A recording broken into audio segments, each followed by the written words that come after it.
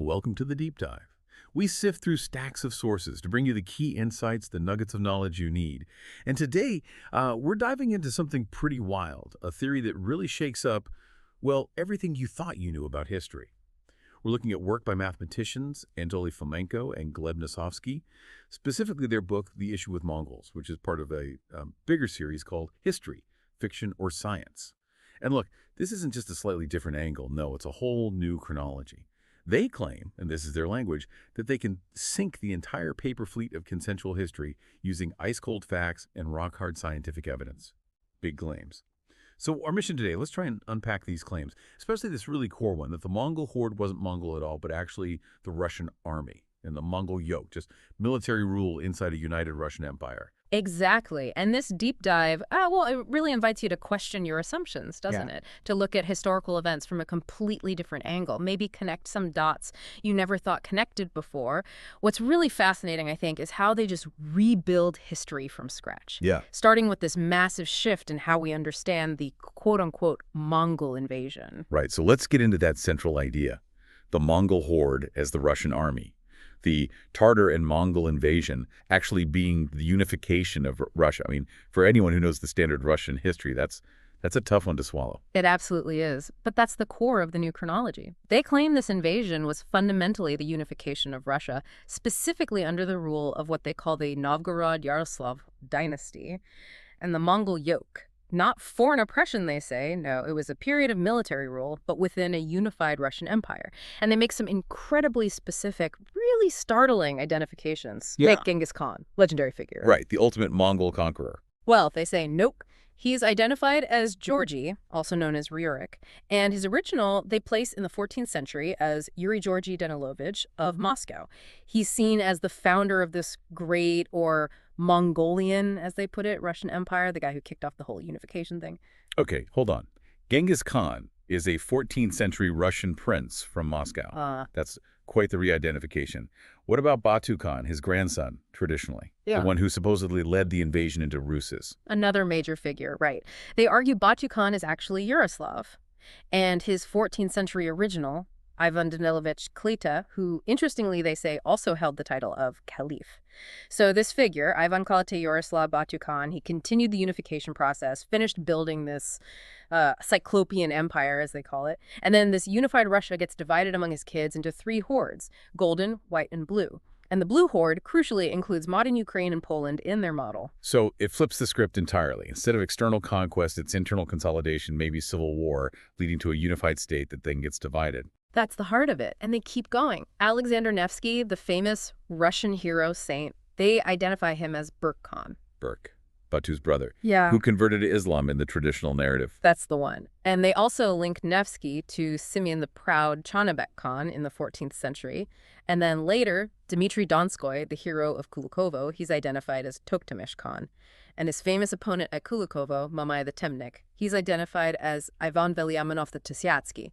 And get this, both Temnik and Tisyatsky just mean leader of thousands. So the Battle of Kulikovo, the iconic Russian victory against the Horde, becomes an internal Russian conflict between two leaders with similar titles. Precisely, an internal power struggle within this Russian Horde empire. Okay, this is where it really pushes the boundaries. How on earth do they support this idea that the Mongols were actually Russians? What's the evidence they point to? Well, one of their key arguments comes from looking really closely at the Russian chronicles themselves. Documents like the Lavrentivskaya Chronicle.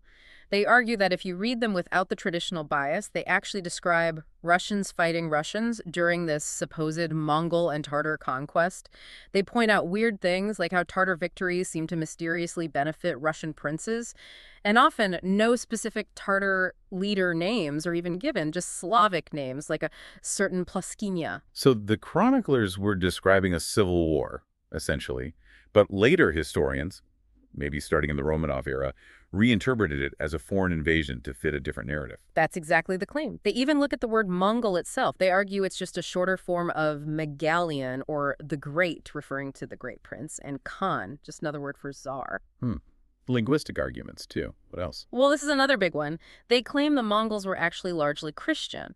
and they were active participants in 14th century crusades against Islam. Wait, Mongols fighting for Christianity in crusades? How does that work? They point to accounts like papal envoys seeking alliances with the Mongols. These accounts apparently describe the Mongols as protectors of Christians, even calling them Yellow Crusaders. They even suggest that this Christian Mongolia was ruled by a figure known as Pope John, or Prester John, whom they identify as, Ivan Kalita, who they also identified as Genghis Khan. Okay, my head is spinning a bit. Ivan Kalita, Genghis Khan, Batu Khan, Yaroslav, Pope John. This is complex. But if they were Christian crusaders, what about the traditional view of the Golden Horde converting to Islam?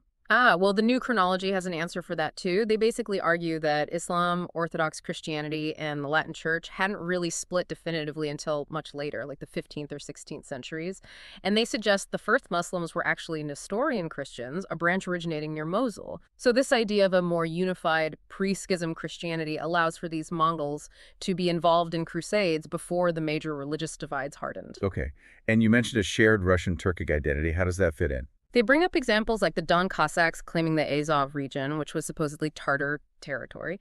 This suggests to Fomenko and Nosovsky that Tartars and Cossacks were essentially the same people part of this Russian horde. They also point to coins from Dmitry Donskoy's time. Remember, he's Toponyms in their view that have both Russian and Arabic lettering. They argue this shows Arabic was an official language and that Russia and Turkey were once parts of the same empire. Arabic is an official language in Russia. That's what they infer from the coins. And even things like slave trade records. Apparently, these records list Tartars and Russians being enslaved in roughly equal numbers, which they say further blurs the lines, showing they were part of the same population group being captured in conflicts. Oh, and a really interesting detail they pull from Marco Polo's Book of Wonders. He describes a battle which they identify as Kulikovo. In his account, Nine Khan, who they say is Mamai, is the opponent of Kubilai Khan, who they say is Dmitry Donskoy. And Marco Polo explicitly states that Nine Khan, their Mamai, was a Christian and had a cross on his banner. This fits perfectly with their claim that Mamai, the supposed Tartar leader, actually had a Christian named Ivan Veliamenov. That Marco Polo detail is intriguing. Let's really focus now on one of their most specific, and you'd think, testable claims. The location of the Battle of Kulikovo. Traditionally, it's way south of Moscow in the Tula region, but they say no. Exactly. They make a very bold claim. The Battle of Kulikovo was fought in Moscow, specifically in an area called Kulishki, which today is around Slavyansky Square near the Kremlin. Their argument starts with archaeology, or rather the lack of it. They point out that despite massive technologically advanced searches on the traditional Kulikovo field in Tula geomagnetic surveys, metal detectors, the works almost nothing has been found. Nothing, for it's supposedly one of the biggest battles in Russian history. Well, a few arrowheads and several belt strands, is how the source puts it. Just not the kind of battlefield debris you'd expect from hundreds of thousands of soldiers clashing. They argue it's suspiciously clean. They're also skeptical about the few artifacts that have been found there, like a supposed 600-year-old chainmail presented in Tula. They argue its excellent condition is impossible. It should have corroded into a basically unrecognizable lump of metal after 6 centuries in the ground. Okay, so if they doubt the Tula site, what's the actual evidence pointing towards Moscow? Kulishki, you said. Yes, Kulishki. And they marshal quite a bit of evidence. First, some chronicles, like one called the Archaeological Letopisets, apparently state directly that a famous icon, Our Lady of Vladimir, was met in Moscow upon the Kulishkovo field in 1402. Kulishkovo, Kulishki, they see a direct link. Plus, there's a very old church right there in Moscow, the Church of All Saints at Kulishki. Tradition holds that this church was built by Dmitry Donskoy, specifically to commemorate the soldiers who died at Kulikovo. A church built on the spot by the victor. That seems pretty direct. It does, and they argue the name itself, Kalki or Kuliki, variations they link to Kulishki might mean something like a place for fist-fighting tournaments, suggesting it was an open field area. Then they connect a whole network of Moscow place names, toponyms, to the battle narrative. Kuzminki, southeast of Moscow, they relate to Mamai's camp location, described as Kuzmina Gat. Okay. Kolomenskoye, the estate just south of central Moscow, they say, was Dmitri's actual starting point, not the distant town of Kolomna. Near Kolomenskoye, there's an area called Kutli, which they link to Kuchul, a place Dmitri marched through, according to chronicles. Places like Devichi Field, Maiden's Field, and Baby Gorodok women's town near the center. They connect these to accounts of troop inspections and even legends of women defending fortifications during the conflict. Wow, they're really mapping the battle onto the city. What about the rivers mentioned in the chronicles, like the Nepriadva and the Don? Good point. They identify the river Moskva itself, or maybe its tributary, the Moka, as the river Mecca from the chronicles, where many fleeing Tartars supposedly drowned, and the Neglinaya River, which now runs underground through central Moscow. They identify that as the Nepriadva, the other key river mentioned in the battle accounts. And the famous ambush party. Yeah. Led by Prince Vladimir Andreevich. They even pinpoint a location for that. They suggest the ambush party hid near the Church of St. Vladimir in the orchards, located at Starosatsky Lane in Moscow, which fits the description of an orchard or garden setting for the ambush. And there's mention in some chronicles of a river Chura at Mikhailov. This location is unidentified in the Tula region, but in Moscow there is a small river Chura near Mikhailovsky Lanes. There's a lot of specific geographical tie-ins within Moscow. It's quite compelling when listed like that. What about the fallen soldiers? Where are Peresvet and Osliabia, the famous warrior monks, actually buried? This is a crucial point for their argument. Fomenko and Nosovsky state unequivocally that the Russian warriors who died at Kulikovo, including Peresvet and Osliabia, are buried in Moscow, specifically in the old Simonov Monastery. Not Tula. Their tombs are there, in Moscow. Yes. And they argue, logically, how could you transport potentially thousands of bodies 300 kilometers back from Tula to Moscow in 1380? It makes much more sense, they say, if the battle happened right there. They also point to what they describe as mass graves found near Simonov Monastery, containing skeletons of young, healthy males buried simultaneously under uniform headstones without inscriptions. These headstones feature a specific T-shaped or forked cross, similar to the coat of arms of Yaroslavl and symbols found on old Kremlin graves, suggesting a mass burial of soldiers from this Russian horde. And are these Moscow burial sites widely studied? Well, according to Fomenko and Nosovsky, there's a reluctance among mainstream historians to really publicize or excavate these Moscow sites extensively. They suggest it's because acknowledging them would undermine the traditional narrative about the battle's location and, importantly, the age of Moscow itself. Ah, right. So if Kulikovo happened in Moscow in 1380, what does that imply about Moscow's founding date? Traditionally, it's much older, isn't it? Exactly. The traditional founding is 1147.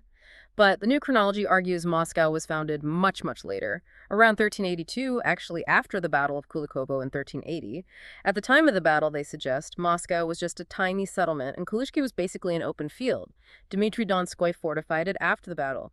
They even cite old maps of Moscow from 1767 and 1768, which supposedly show the Kulishki area as still largely empty, without buildings. They contrast this with what they call forged earlier maps, like one by Isaac Massa from 1618, which depicts Kulishki as already built up. Why would it remain empty for so long? Their explanation: because it was a gigantic cemetery, the burial ground from the battle, and thus unsuitable for building for centuries. They also bring in the Andronikov Monastery and its ancient Spassky Cathedral in Moscow. They suggest it might have been where Dmitry Donskoy met Metropolitan Cyprian after the battle, and possibly another burial site for heroes. Crucially, they claim its original frescoes, which might have shown the battle accurately, perhaps depicting Russians fighting Russians, were deliberately destroyed during Romanov-era reconstructions in the 17th and 18th centuries, part of an effort to erase this inconvenient Mongolian or Horde history. A systematic erasure of evidence. That's the implication. They also connect the Donskoy Monastery in Moscow and the famous Our Lady of Dawn icon. The monastery's founding is officially linked to a later victory over Kazigire in 1591, but that victory was explicitly compared to Kulikovo at the time. And the new chronology suggests Kazigire might actually mean Kazagiroi or heroic Cossack. This implies even the 1591 event was an internal Russian conflict, further blurring the lines between Tartars, Cossacks, and Russians, treating them almost as synonyms within this horde context. Okay, so this rewriting of just one battle has enormous implications. But the new chronology goes way beyond Kulikovo, doesn't it? It aims to reshape basically all of world history. What are some of the other major claims? Oh, absolutely. The Kulikovo example is just one piece. Their fundamental premise is a drastic shortening of recorded history. They claim that written history only really goes back to about 8800, and that there's almost no reliable information for the period between 800 and 1000 AD. And here's the kicker. Most known historical events, they argue, actually took place between 81,000 and 1500, everything conventionally dated before the 11th century. They say it's either fictional or just phantom reflections, duplicates of actual medieval events that got misdated either by accident or deliberately. So ancient Greece, Rome, Egypt, all reflections of the Middle Ages. Essentially, yes, or significantly misdated and misunderstood. This leads them to be incredibly critical of historical sources. Fomenko claims that all history we think of as ancient is only known from manuscripts that themselves date from the 15th to 18th centuries. The supposed original ancient documents. Conveniently lost, they say? They point fingers at figures like the 16th, 17th century scholars Joseph Justus Scaliger and Dionysius Petavius, accusing them of essentially manufacturing the standard chronology we use today, filling it with arbitrary dates and repeating patterns. Wow. So they reject all the standard dating methods then. Carbon dating, archaeology. Pretty much. They argue that archaeological dating, dendrochronology, tree rings, paleography, handwriting analysis, numismatics, coins, and yes, carbon dating are all either erroneous, non-exact, or fundamentally dependent on the traditional chronology they're trying to disprove. They maintain no single document can be reliably dated before the 11th century AD. That's a huge claim against established science. What replaces this conventional history in their view? You mentioned this Russian horde. Yes, that's central. They posit the existence of a massive Slav-Turk empire, the Russian Horde, which they believe dominated Eurasia right up until the 17th century. Peoples we think of as distinct Scythians, Huns, Goths, Bulgars, Pechenegs, even Cossacks, Ukrainians, Belarusians were all just elements, different parts of the single vast entity and those Mongol invasions. In this view, they were just punitive expeditions sent out by the central horde government against regions within the empire that tried to basically dodge taxes. An empire policing its provinces. Right. And what about religion? Does that get redated too? Drastically. They claim the Old Testament actually reflects events from the 14th to 16th centuries AD, so late medieval times, and the New Testament. They place its events much later too, between AD 1152 and 1185. They even argue the Bible itself was still being written and compiled right up until the Council of Trent, the big Catholic council in the mid-16th century. So the Bible's a medieval document, according to them. Largely, yes, describing medieval legends finalized in the 16th century. Goodness. And what about specific historical figures we think we know? Like Ivan the Terrible. Ivan the Terrible. They argue he isn't one person. Instead, the figure we know is a collation, a composite of at least 4 different rulers, possibly from competing dynasties, whose reigns got merged together in the later flawed chronology. This relates to their concept of dynastic parallelisms. They find instances where the histories of supposedly different dynasties, say, in different countries or different time periods, show remarkably similar patterns of reign lengths and events.